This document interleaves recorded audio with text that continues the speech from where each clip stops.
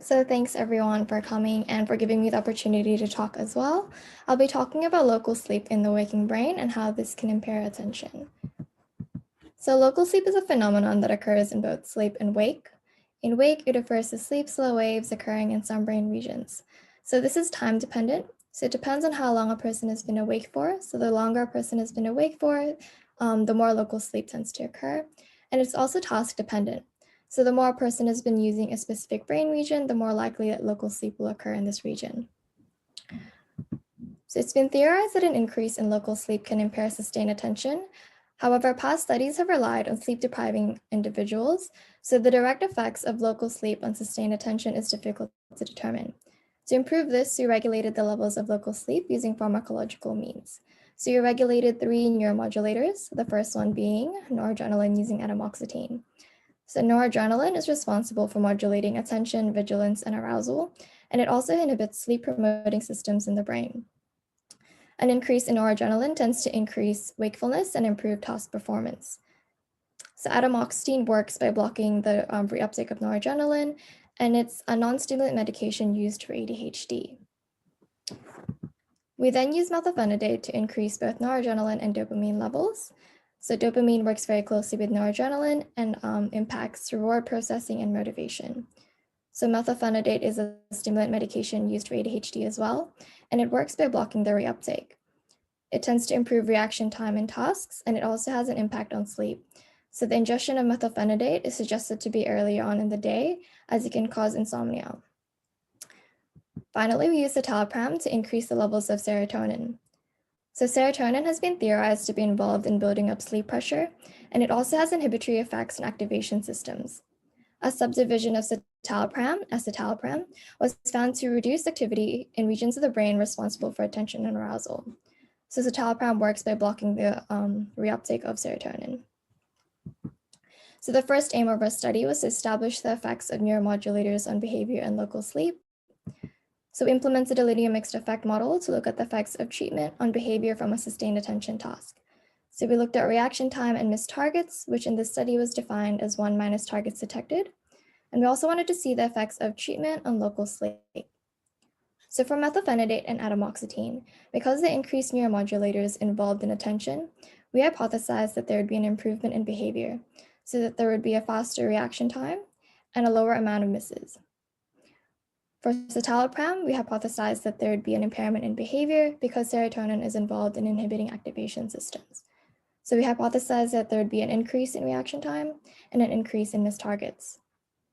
Similarly, for local sleep, because methylphenidate and atomoxetine, the increased neuromodulators involved in arousal, we hypothesized that there would be less local sleep detected, and that for citalopram, because serotonin is involved in increasing sleep pressure, that there would be more local sleep detected.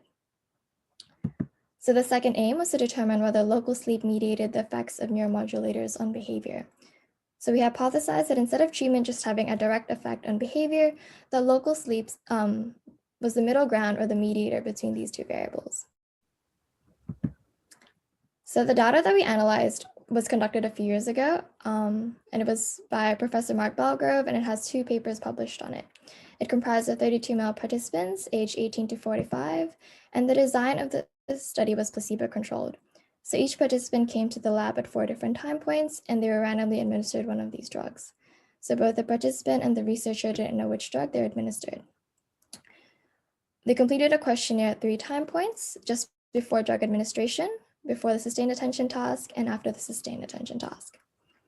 And the sustained attention task they completed was a CTET, or the continuous temporal expectancy task, and that's shown here. Participants were required to monitor this visual stimulus and the duration of the stimuli presentation. So the target stimulus was presented for a longer duration.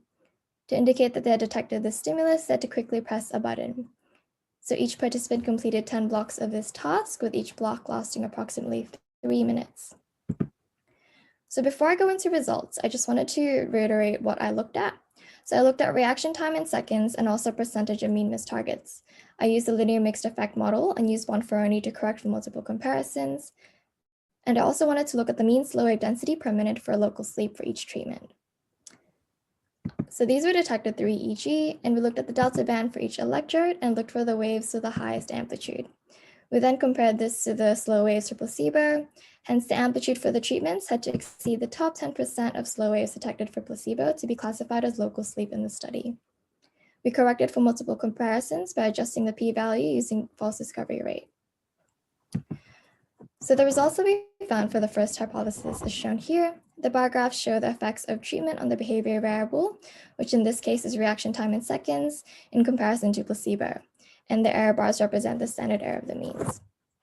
So in line with the hypothesis, we found that methylphenidate had a lower reaction time compared to placebo, and this was evident across time. Atomoxetine and citalopram had a higher reaction time compared to placebo.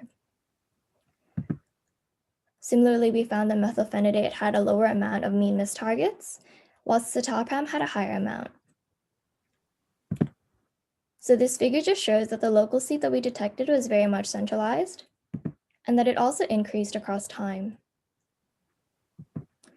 So again, in line with the hypotheses, we found that the mean slow wave density that we detected for methylphenidate was lower across time, and atomoxetine and citalopram were higher compared to placebo. And these topographical maps just show which electrodes had a higher or lower amount of local sleep in comparison to placebo. Again, consistent with the hypotheses, we found that methylphenidate had a lower amount of local sleep detected in the frontal regions, and this extended to the central regions and the parieto-occipital regions. For atomoxetine, we found a lower amount of local sleep as well in the frontal region, but we found an increase in local sleep as well in the left temporal region and the right parieto-occipital region. For citalopram, we also found an increase in local sleep in the left temporal region, extending to the central region, the right temporal region, and the right parieto-occipital region. So before I go into the mediation results, I just wanted to reiterate what a mediation tests. It tests whether the effects of treatment on behavior is mediated through a third variable, which in this case is local sleep. So we're trying to see if local sleep explains the causal relationship between these two variables. So we found that the effects of citalopram on local sleep of increasing it significantly mediated the effects of reaction time and also missed targets. So for our hypothesis about methylphenidate, our results were consistent with past studies, such as from Bedard and colleagues, who tested the difference between atomoxetine and methylphenidate. Consistent with the results, they also found that methylphenidate had a lower reaction time compared to atomoxetine and had a lower amount of mean missed targets. These perhaps could be due to a decrease in local sleep in regions that regulate this behavior. For atomoxetine, our hypothesis was partly disproved. This could be due to the dosage of atomoxetine that they were given. They might have needed more or less for behavioral improvements to have occurred. Moreover, a past study by Montoya and colleagues found that improvements usually occurred at 6 to 8 weeks after continuous use of atomoxetine. Perhaps due to this study's single-dose cross-sectional design, improvements were not observed in behavior. The increase in reaction time may also be due to local sleep occurring in regions that regulate this behavior. However, despite this, it should be noted that we found a decrease in local sleep as well in the frontal regions.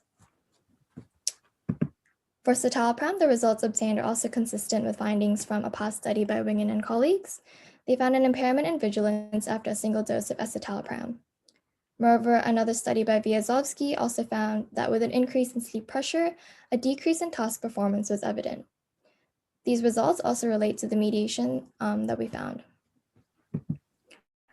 So the results that we found for the mediation gets us closer to learning about the underlying mechanisms of these treatments. Past studies such as Bedard and colleagues have only looked at the drug and its direct effects on behavior, but these results could provide us with a better understanding of the mechanisms that could lead to a better prescription of treatments to patients. The effects found by Vyazovsky are consistent with the results found here, that an increase in slow wave mediates reaction time and also misses. However, it should be noted that the citalopram direct path for misses was still significant. This perhaps could be due to the threshold we had set for local sleep. We may have only taken into account specific clusters, and thus we may not have captured all local sleep present. This could also indicate that there are other mechanisms at play that citalopram affects that mediates the effects of misses. So to conclude, this study provides evidence on how these treatments and their effects on neuromodulators have an effect on local sleep. It also showed that an increase in neuromodulators involved in attention and arousal results in a decrease in local sleep. Moreover, increasing serotonin, a neuromodulator involved in increasing sleep pressure, resulted in impairments in behavior, but also an increase in levels of local sleep detected. thank you for taking the time to listen, and I'm happy to take any questions. Thank you, Elaine, for a very clear and compelling presentation. I have, again, a broad question because, this idea of local sleep is new to me, and I'm caught up on just sort of getting my head around it. So do you consider local sleep a sort of continuum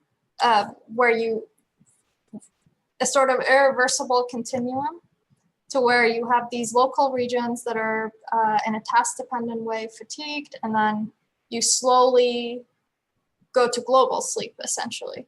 Or are they really local events that remain localized?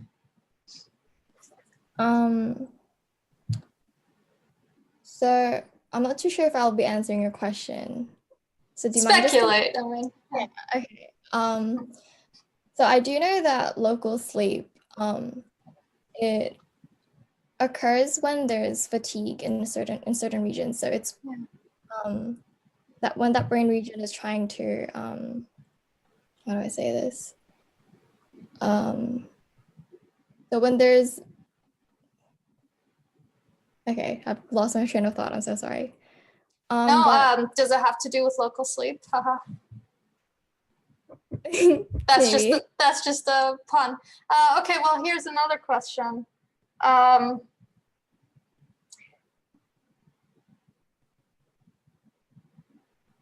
Okay, so we do have a pretty clear understanding that local sleep increases with fatigue in a unidirectional way. That's probably a better way of asking my question.